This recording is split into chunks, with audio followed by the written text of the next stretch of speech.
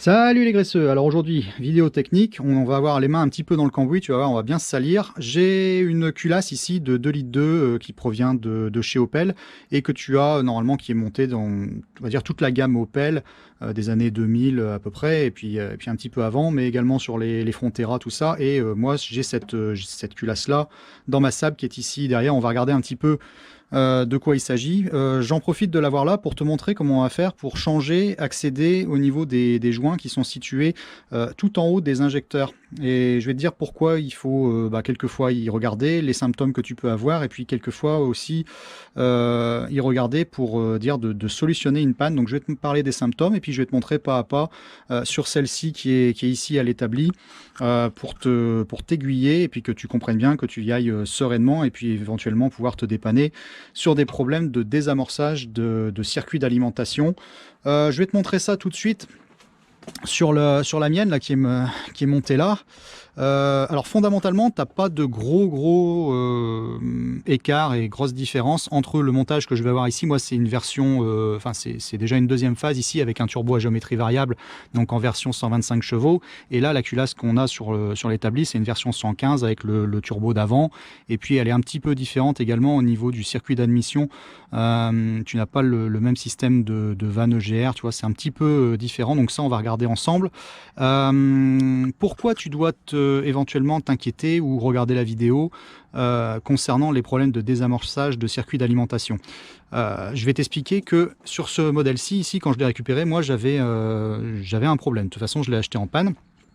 Donc il s'avère qu'il y avait un problème effectivement de désamorçage au niveau de la pompe d'injection, puisque j'avais une prise d'air qui provenait des petites durites de retour qu'on a ici.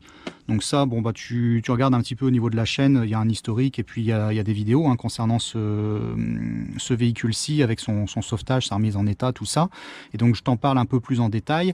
Bon, depuis, moi, j'ai plus eu de problème. J'ai remplacé ici, tu vois, avec des conduites en bon état, parce que tu peux quelquefois avoir vraiment des prises d'air qui arrivent à cet endroit-là avec des durites qui sont complètement craquelées, durcies, cassantes et qui sont lâches au niveau des retours d'injecteurs. Donc ça, c'est vraiment la première des choses à vérifier quand tu as un désamorçage sur ton véhicule, c'est-à-dire que tu t'orientes pas forcément vers un problème de préchauffage ou ce genre de truc, parce qu'en plus le préchauffage là-dessus ne fonctionne, il se met pas forcément en route à chaque séquence de démarrage. Ça dépend de la température extérieure que tu vas avoir, tout ça. De mémoire, ça doit être aux alentours de 6 degrés, ça déclenche pas au-dessus. Il faut vraiment que tu sois à 6 degrés et en dessous. Enfin, il faudra que je vérifie, je le mettrai dans la description. Bon, tu peux toutefois tester au niveau de ton circuit de préchauffage ici. Tu vérifies quand même avec les vidéos que j'ai faites également sur la chaîne pour vérifier l'état au niveau des bougies de préchauffage si jamais pendant des séquences de démarrage en hiver tu as des problèmes. Et bon voilà, quand tu tires vraiment sur le démarreur et que tu sens que le véhicule de toute façon ne fume pas à l'arrière, que tu n'as pas de fumée qui arrive au niveau de ton pot d'échappement, c'est que de toute façon au niveau de ton circuit d'alimentation, tu n'as certainement pas de gasoil qui arrive. Donc tu peux pas avoir la compression et tu peux pas lancer ton cycle de démarrage et démarrer ton moteur convenablement.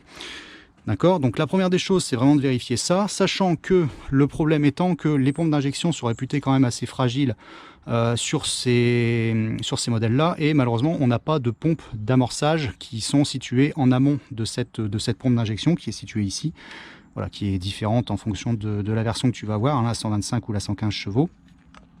Et ici, tu vois, elle a été déjà un petit peu trafiquée par le propriétaire précédent qui avait remplacé déjà les durites qui normalement sont des conduites rigides qui arrivent à partir d'ici et qui vont alimenter la pompe d'injection, donc départ et retour.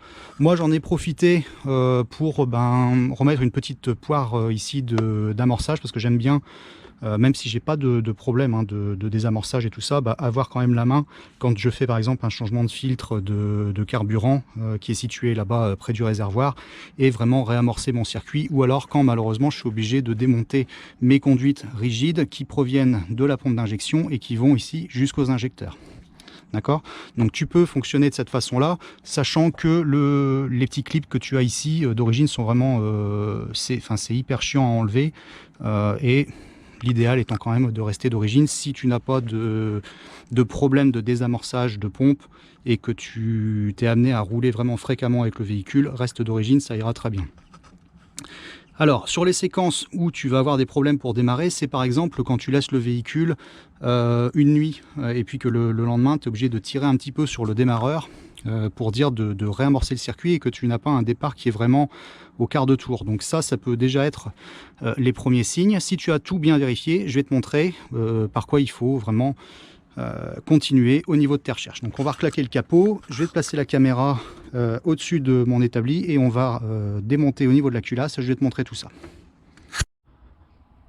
Voilà, donc caméra installée, on va être bien à l'aise pour avoir vraiment une vue bien dégagée et y aller vraiment chronologiquement, progresser, tu vas tout voir.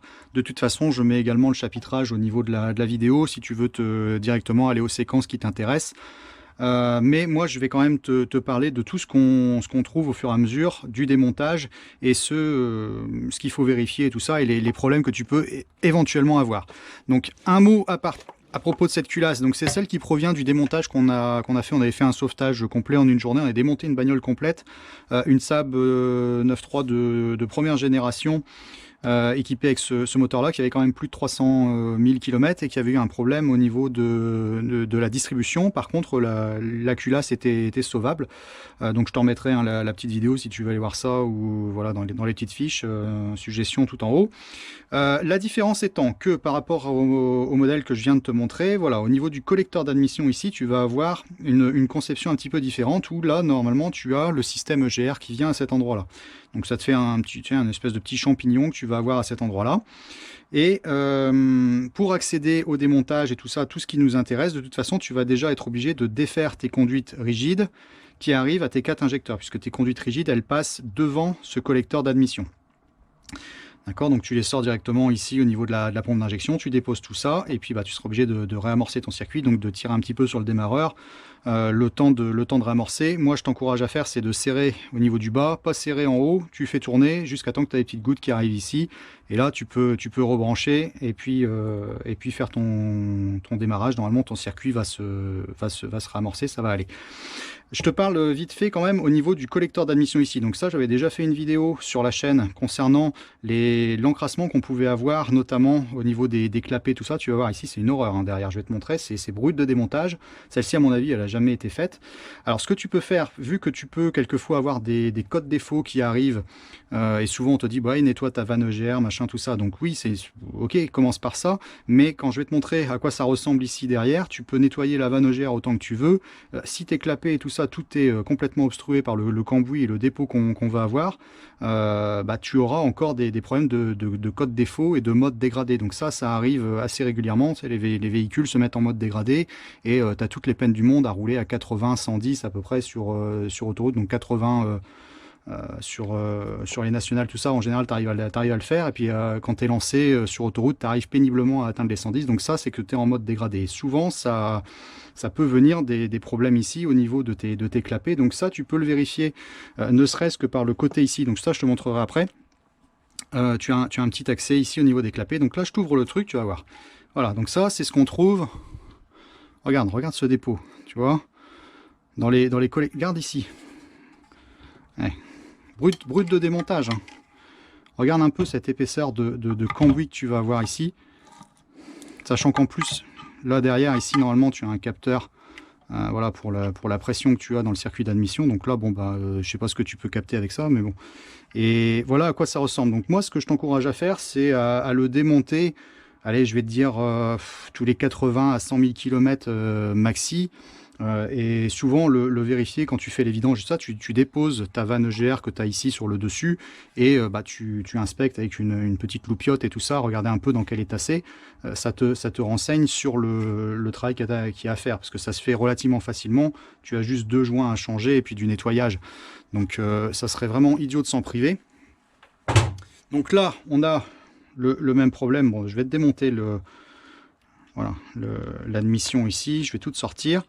Et tu vas comprendre le fonctionnement quand je te parle par exemple des clapets. Parce que tu peux avoir ici des clapets qui quelquefois vont être complètement tordus parce que ben, ils ont essayé de fonctionner et puis ils se sont tordus avec le cambouis qui a été accumulé. Donc là tu vois c'est pas mal. Hein. Et ça peut te générer des codes défauts. Après, décrocher des clapets et puis les avaler dans le moteur au niveau culasse, tout ça, bon, je sais pas si ça peut vraiment arriver. Bon, peut-être que c'est possible. En tout cas, évite d'aller aussi loin, mais regarde un petit peu tout le dépôt que tu peux avoir. Et donc, pour te renseigner sans avoir à démonter ne serait-ce que ce collecteur, l'ouvrir pour vérifier au niveau de son état, tu peux le faire via le petit système qu'on a ici sur le côté. Bon, tu vois, là, ça bloque de toute façon. Voilà, tu essayes de le faire fonctionner. Bon, celui-ci, c'est même pas la peine, hein. Mais normalement, sur un qui fonctionne bien, bah, tu arrives à faire fonctionner ici le système à dépression et à obturer un conduit sur deux par cylindre. D'accord. Donc ça, si tu bloques à ce niveau-là, bon, bah, tu peux être certain qu'au niveau du démontage et d'un nettoyage, c'est pas superflu de le faire. Donc tu vas avoir le joint ici à changer, le petit joint supérieur ici. Et puis le joint qui est situé ici vraiment contre la culasse, voilà, celui qui est là, tu vois. Donc ça, tu les commandes, ils sont différents en fonction du modèle. Celui-ci, il ne change pas, mais par contre, entre la 115 et la 125 chevaux, c'est pas le même montage ici en supérieur. Voilà, donc ça, je te le mets de côté. La culasse, je l'ai mise sur des petits blocs en caoutchouc, hein, donc t'inquiète pas pour le plan de joint, il n'y a pas de danger. Donc on continue notre progression. On va déposer le cache-culbut ici. Donc moi, je l'avais déjà démonté. Si possible, tu utilises les bonnes douilles, hein, parce que ce sont des empreintes étoiles comme ça, mâles. Donc utilise la bonne douille. Je vais retirer la petite chaîne de distrib qu'on avait mise de côté au moment du démontage. Voilà, puis tu as quelques petites vis qui vont traîner ici. Voilà, mais là tu as déjà une vue bien dégagée. Là, ce sont tes vis de culasse qui viennent à cet endroit-là. Tu vois, les conduits qui sont dégagés ici. Et puis, j'ai déjà desserré ici au niveau des paliers. Donc, nous, pour changer les joints qui sont situés ici, en dessous de la traverse d'injecteur, tu ne vas pas avoir besoin de démonter au niveau de la distribution, ici. Tu vas juste avoir besoin de desserrer légèrement pour pouvoir passer. Tu vois, je vais te montrer. Alors, une fois que tu es lancé là-dedans, tu le fais vraiment uniquement si tu as vraiment solutionner et écarter tous les problèmes en amont, parce que ça sert à rien d'aller toucher là-dedans pour rien. Tu vas appliquer la règle PTV, on va dire, c'est-à-dire si ça marche, touche pas à ça, petit con, quoi. D'accord. Donc par contre, quand tu as vraiment des problèmes où ça se désamorce et que tu as écarté tous les problèmes ici de retour, tu vois, ici ça provient de certainement de la mienne de culasse, donc tu peux avoir quelquefois les T qui sont complètement fendus ici. Et puis c'est surtout ici au niveau des tuyaux de retour, ils deviennent cassants, poreux, et ça te fait les prises d'air. Donc ça, tu l'écartes vraiment en premier. Et par la suite, tu peux être amené donc à démonter. Donc je te remettrai de toute façon dans la description le kit, la référence du kit joint qui est vendu. Alors je l'avais noté ici de toute façon, mais je te la remets dans la description. C'est des joints Bosch 2 430 223 003. Donc ça va t'aider, et quelquefois le kit il est vendu complet avec les joints ici des traverses d'injecteur. Donc tu défais, on va regarder sur celui-ci, tu auras une belle vue. Donc je te mets ça de côté ici et on va sortir la traverse d'injecteur qui est ici. Et là tu as un petit joint torique. Voilà, donc j'y vais tout doucement, ça sert à rien de marquer l'alu. Voilà, donc ça c'est ta traverse d'injecteur, et là tu vois tu as un petit joint torique. Alors lui, il sert uniquement à empêcher l'huile qui est contenue ici de couler vers l'extérieur de la culasse, hein. Il ne joue en rien dans l'étanchéité au niveau de ton circuit de gasoil. Celui qui nous intéresse, il est situé ici en dessous, donc tu vois il va venir appliquer ici. Donc la traverse, on va la poser là, et pour plus de facilité et de compréhension, je vais te déposer les petits paliers. Donc moi, ils sont repérés, hein, dans l'ordre de toute façon, donc je les mets de côté là-bas. Et je vais déposer l'arbre à cam, puisque on peut se le permettre sur cette culasse ici. Ça sera mieux au niveau de la compréhension. D'accord. Donc toi, tu peux te contenter de dévisser légèrement ces vis-là, et une fois que la traverse d'injecteur est sortie, tu peux réussir à accéder avec un petit tournevis et aller sortir le joint qui nous intéresse. Donc là, je te démonte l'arbre à cam, avec normalement tu as la petite pompe à vide qui est montée ici directement en bout. Donc on va le mettre de côté. Voilà. Et là, tu as accès. Donc là, tu as tes systèmes de poussoirs, tu vois, avec les, voilà, les 4 soupapes par cylindre. Donc là, tu as tes 2 poussoirs là, pour ton admission et pour ton échappement ici. Et le joint qui nous intéresse, c'est celui qui est situé là. Alors ce qui peut se passer, c'est que il peut être complètement marqué, il peut être endommagé ici sur le pourtour, et donc tu vas avoir une prise d'air qui va se créer à l'intérieur de ta culasse. Après, perdre du gasoil, je sais pas si ça peut vraiment être le cas, parce qu'en général, je pense que quand ça se désamorce ici, tu tombes plutôt en panne qu'autre chose, quoi. Tu n'arrives plus à rouler, et puis on n'est pas sur des pressions qui sont extrêmes, quoi, comparé à par exemple sur des Land Rover en TD5 ou tout ça. Quand on a des problèmes de joint d'injecteur, on peut littéralement noyer vraiment l'huile moteur avec du gasoil. Donc tu as le niveau d'huile qui monte vraiment très très vite, et ça, il faut faire attention. Mais ici, je sais pas, honnêtement. Si vous savez, dans les commentaires, vous pouvez en parler, mais voilà, je pense que tu auras surtout des symptômes de désamorçage. Alors, on va essayer de le sortir sans l'abîmer, et je vais te montrer. Surtout qu'ils sont encore en bon état, hein, ici, hein. Donc, moi, je les ai vérifiés là, au niveau des 4, et voilà les petits joints qui nous intéressent. Alors, je vais te mettre bien la lumière dessus. Voilà, là, normalement, tu vois bien. Et donc, quand tu vas avoir des problèmes de prise d'air et tout ça, il va être endommagé ici sur le pourtour. Donc c'est des joints qui valent pas grand chose, hein.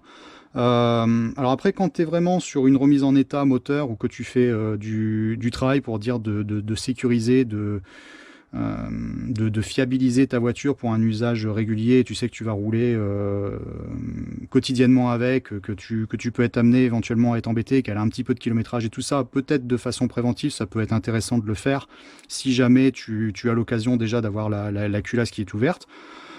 Pourquoi pas. Bon, tu vois, ceux-là sont encore en relativement bon état. Je vais essayer, on va regarder l'autre à côté dans quel état il est, s'il y a une différence ou pas. Alors, on va sortir ça également. Tac. On traverse ici. Bon, tu vois, c'est pas pire, hein. Donc, normalement, c'est assez délicat, mais tu dois pouvoir réussir à passer et puis aller après réenclencher les nouveaux.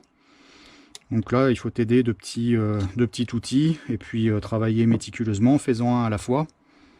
Voilà, donc tu vois, celui-ci, bon, il n'est pas endommagé non plus. Donc sur celle-ci, bon, elle ne devait pas avoir trop de problèmes.